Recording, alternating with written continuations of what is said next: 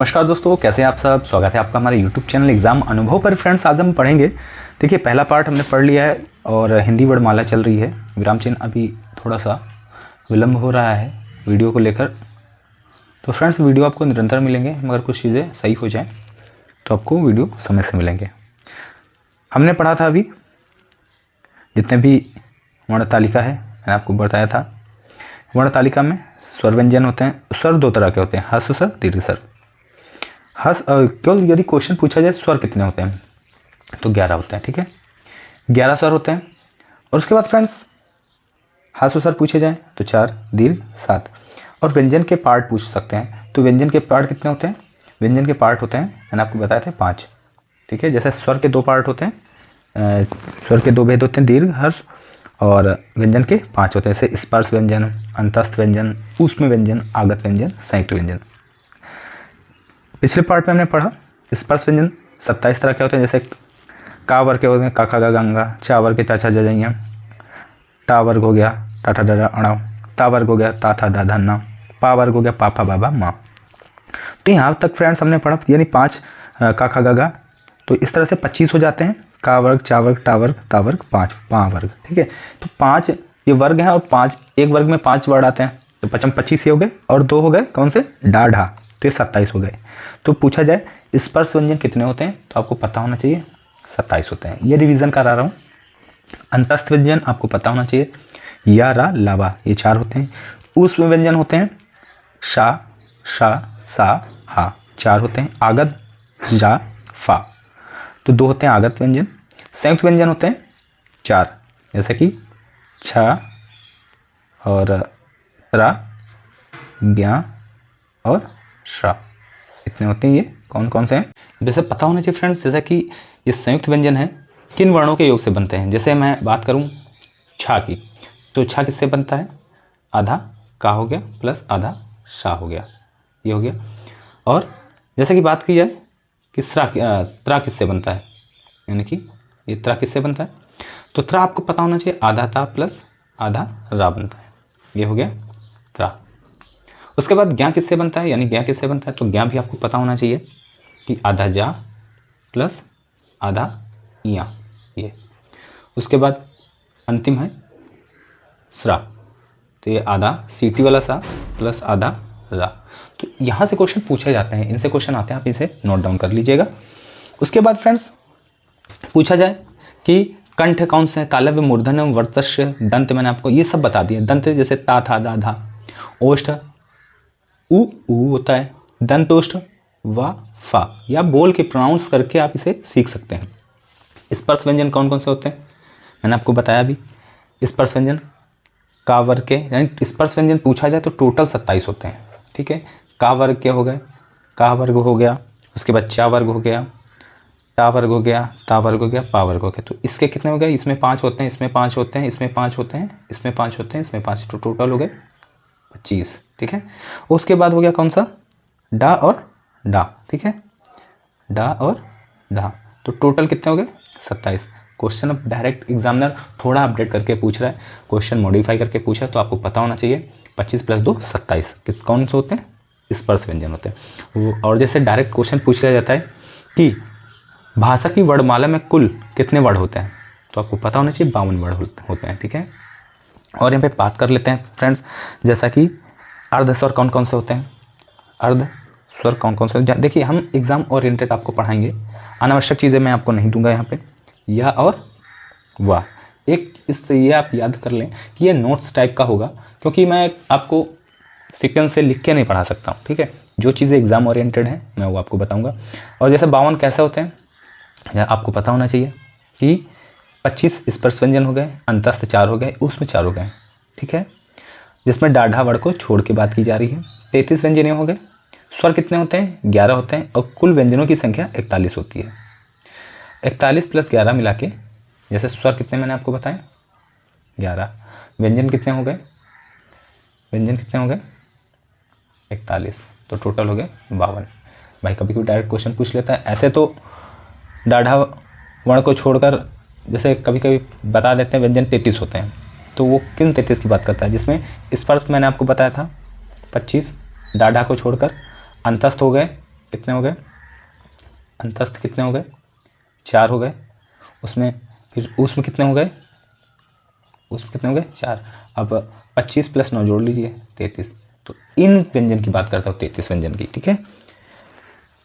Examiner पूछे तो आपको कितने लगाने हैं टोटल, आपको 52 वर्ड की बात करनी है। पार्श्विक जैसे लुंठित पूछ लेता है, मैंने आपको बताया अर्धस्वर, उसके बाद पूछ लेता है कौन सा, लुंठित।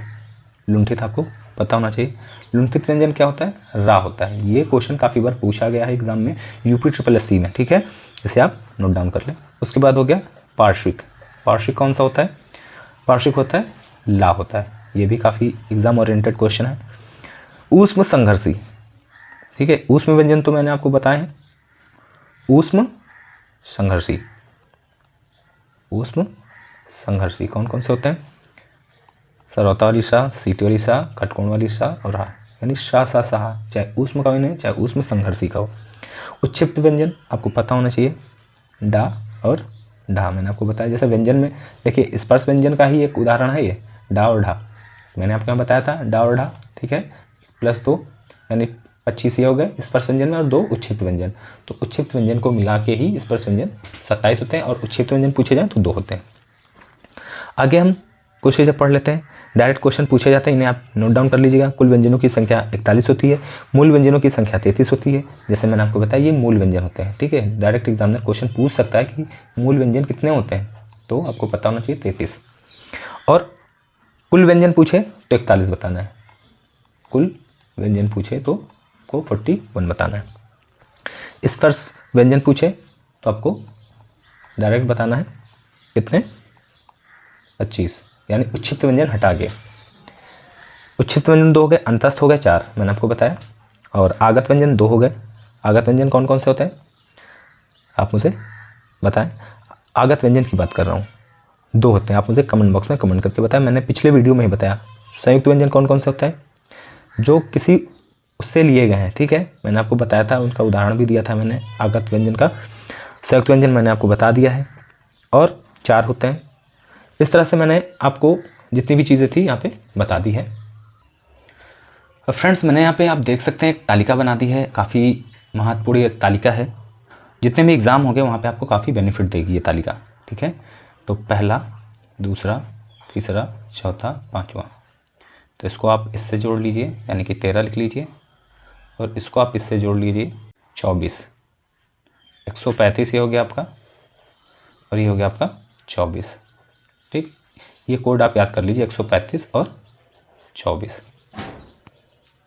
उसके बाद फ्रेंड्स, जैसा कि आपको पता होना चाहिए, डायरेक्ट क्वेश्चन पूछा जाता है, अघोष कौन सा है, सघोष कौन सा है, अल्पप्राण कौन सा है, महाप्राण कौन सा है। तो अघोष अल्पप्राण हम डायरेक्ट यहाँ पे का, खा, गा, घा, अंगा लिख लेते हैं। उसके बाद चा, छा, जा, जा, चा, छा, यहाँ जा हो गया, और इसे जा भी कर सकते हो, जैसे मैंने आपको बताया था आगत वर्ड में, जा, या। उसके बाद फ्रेंड्स यहाँ पे लिख सकते हैं टा, ठा, डा, डा और ढा, अणा, ता, था, दा। उसके बाद धा, ना, पा, फा, फा, बा। उसके बाद भा, मा। उसके बाद यहाँ पे लिख सकते हैं शा, या। यहाँ पे फिर सा, उसके बाद रा और ला। फिर उसके बाद यहाँ पे वा लिख सकते हैं, उसके बाद यहाँ पे सा लिख सकते हैं, यहाँ पे सा लिख सकते हैं, ठीक है। और उच्छिप्त व्यंजन हमने आपको बताए थे, उच्छिप्त व्यंजन हो जाते हैं डा और ढा, और स्वरयंत्री जो कंठ के भीतर की स्थित हो उसे हा कहते हैं, ठीक है। तो यहाँ पे आप देख सकते हैं, मैंने आपको बताया 135 और 24 का कोड, ठीक है। डायरेक्ट क्वेश्चन पूछा जाता है कि अघोष शब्द कौन कौन से हैं, तो अघोष आपको पता होना चाहिए। किसी भी, जैसे कि का वर्ग है, उसका पहला, तीसरा और 5वां कौन कौन से हो जाएंगे, अघोष। यहाँ पे देख सकते हैं अघोष, फिर उसके बाद अघोष यानी अल्प्राण, फिर अल्प्राण, अल्प्राण। हम पहले डायरेक्ट बात कर लें अल्प्राण की, ठीक है। अघोष सॉरी अल्प्राण यहाँ पे है, फिर अल्प्राण है, अल्प्राण है। तो यानी कि किसी भी अल्प्राण की बात की जाए, अल्प्राण की बात की जाए, तो किसी भी वर्ग का पहला, तीसरा, 5वां वर्ण, ठीक है। और महाप्राण की बात की जाए, महाप्राण की बात की जाए तो हो जाएगा दूसरा और चौथा। इतनी चीज़ें आपको पता हो रही होंगी। यहाँ पे देख सकते हैं 2 और 4 महाप्राण, ठीक है। और यहाँ पे हम देख सकते हैं जैसे कि किसी भी वर्ण का दूसरा और चौथा वर्ण क्या हो जाएगा, महाप्राण। और उसके बाद अघोष सघोष की बात की जाए तो अघोष सघोष में भी यही होता है।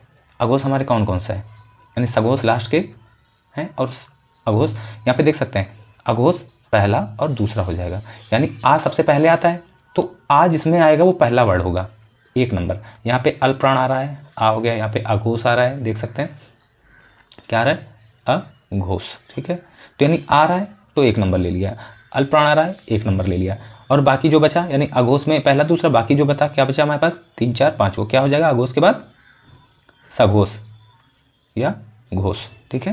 तो ये हो गया 3 4 5। ऐसे आप इजीली इन क्वेश्चंस को डील कर सकते हैं। देखिए पूरी सारणी याद करना मुश्किल होता है मगर थोड़ी सी ट्रिक है ये, इससे आप काफ़ी आपको बेनिफिट देगा।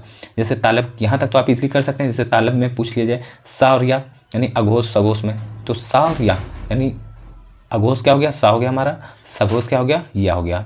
महाप्राण में सा है और या है अल्प्राण, फिर सा महाप्राण हो गया, अल्प्राण क्या है रा और ला, वा भी अल्प्राण है। और जो खटकोड़ वाली सा जो होती है, देखिए सा और सा में काफ़ी अंतर है और यहाँ से क्वेश्चन बनते हैं। देखिए ये सा, ठीक है, ये संयुक्त व्यंजन है, सॉरी उसमें व्यंजन है, और सा जो तीनों ही हैं ये महाप्राण में आते हैं, ठीक है। महाप्राण में इन्हें भी डाल सकते हैं, जितनी भी सा है सा और सा, ये तीनों ही सा जो हैं आपकी महाप्राण में आती हैं। ऐसे आप इजीली याद कर सकते हैं। उसके बाद फ्रेंड्स वाह हो गया, क्या हो गया, अल्प्राण में आते हैं। अल्प्राण में क्या आता है, वा आता है, या रा ला और वा अल्प्राण में आते हैं। और हा किस में आता है, महाप्राण में आता है, हा भी, यानी सा हा जितने भी है वो महाप्राण में आते हैं, यानी जितने भी ऊष्म व्यंजन हैं आपके महाप्राण में आते हैं। उसके बाद जितने भी उच्छिष्ट व्यंजन हैं, उच्छिष्ट व्यंजन सघोष होते हैं, सिर्फ उच्छिष्ट व्यंजन सघोष होते हैं, मगर यहाँ पे एक अल्प्राण में आता है, यानी डा आता है अल्प्राण में, ढा आता है महाप्राण में। यहाँ पे आप देख सकते हैं। तो ये टेबल आप याद कर सकते हैं, थोड़ी सी ट्रिक मैंने आपको बताई, इसे आप याद कर सकते हैं। मुझे लगता है फ्रेंड्स व्यंजनों का जो वर्गीकरण और उच्चारण का स्थान है मैंने आपको बताया है, इससे बाहर आपको देखने को नहीं मिलेगा। नेक्स्ट पार्ट में आपको नेक्स्ट वीडियो मिलेगा। वीडियो को लाइक करना ना भूलें, चैनल पर पहली बार आए तो सब्सक्राइब अवश्य कर लें, वीडियो को साझा करना ना भूलें। थैंक्स फॉर वॉचिंग, जय हिंद। और हाँ, यदि आप टेलीग्राम पे हैं तो टेलीग्राम चैनल को आप अवश्य ज्वाइन कर सकते हैं हमारे PDF प्राप्त करने के लिए। Thank you.